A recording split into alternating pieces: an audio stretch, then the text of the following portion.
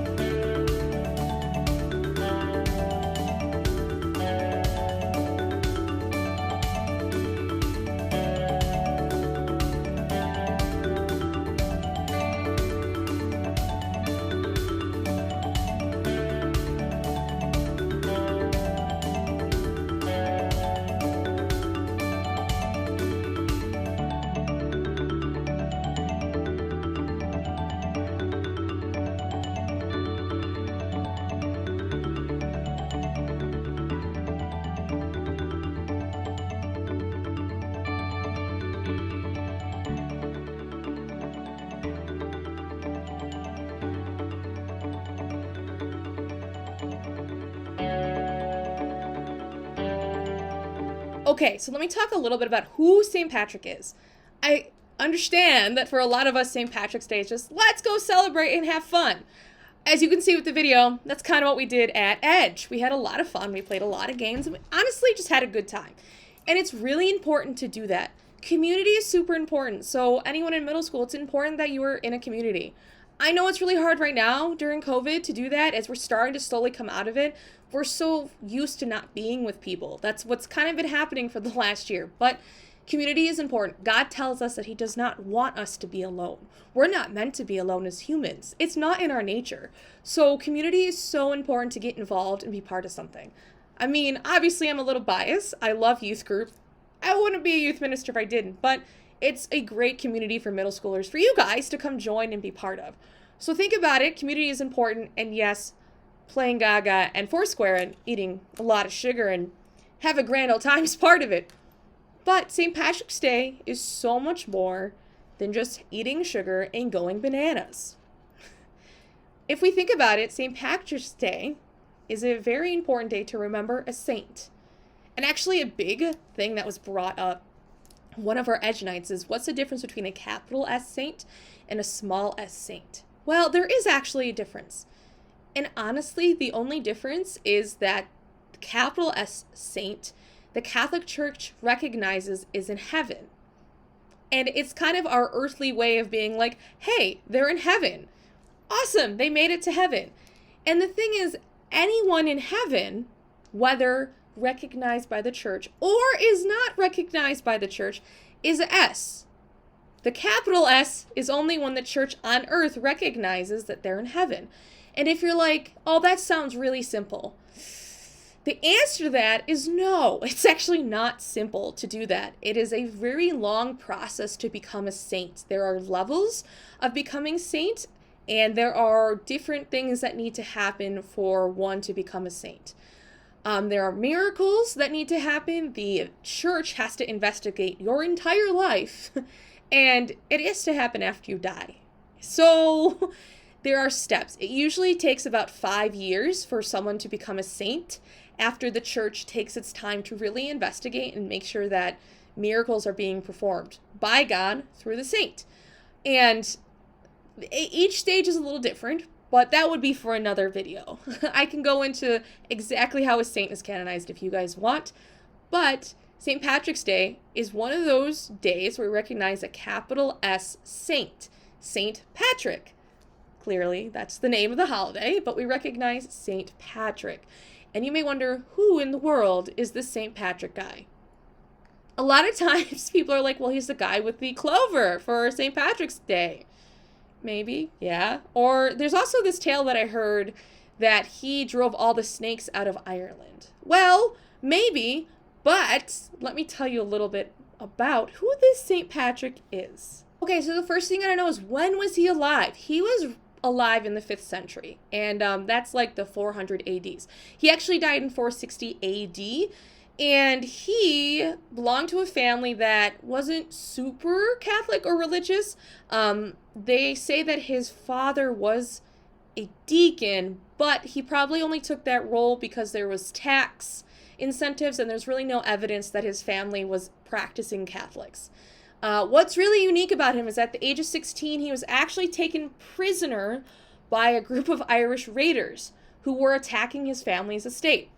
They took him to Ireland, where he spent 6 years in captivity, so in jail. Exactly where, there's a little bit of dispute, but somewhere in Ireland, okay? And yeah, so somewhere in Ireland he was taken. What he did when he was taken is he actually turned into a shepherd and worked outside and away from people.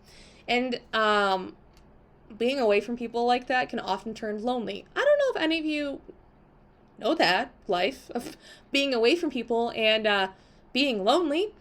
That's been this whole year.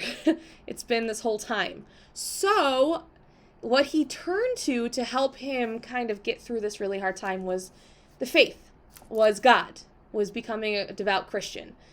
And he turned to God when he kind of felt alone, because in that circumstance, he did feel alone. Just like a lot of us can turn to God when we feel alone.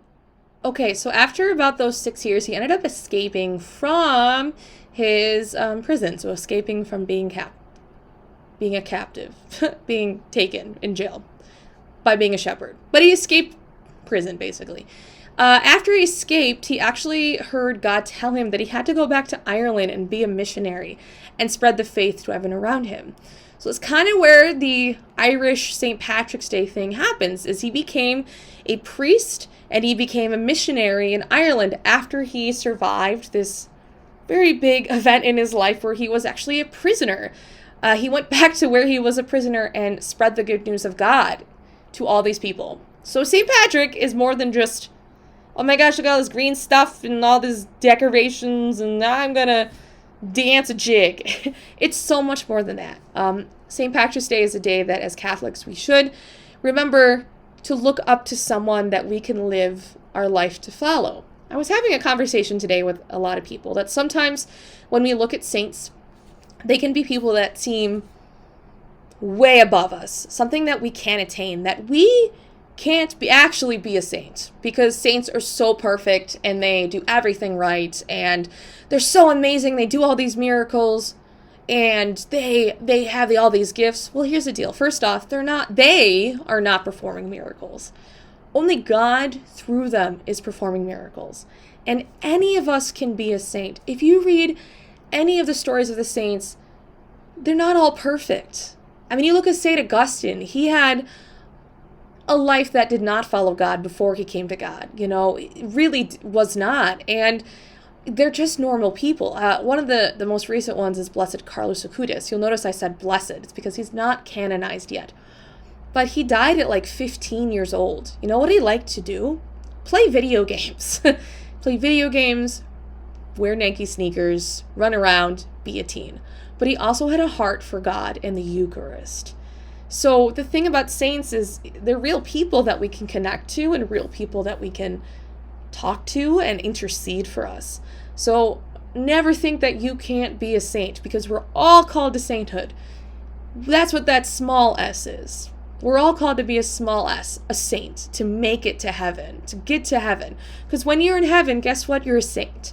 Even if the church doesn't recognize you with that capital S, that's probably not the right way on the screen, but this is an S. Even if the church never recognizes you as a capital S, when you get to heaven and you are a small s, it doesn't matter, because you're in heaven, and we all can attain that. So I hope you enjoyed this video, and happy St. Patrick's Day! Bye!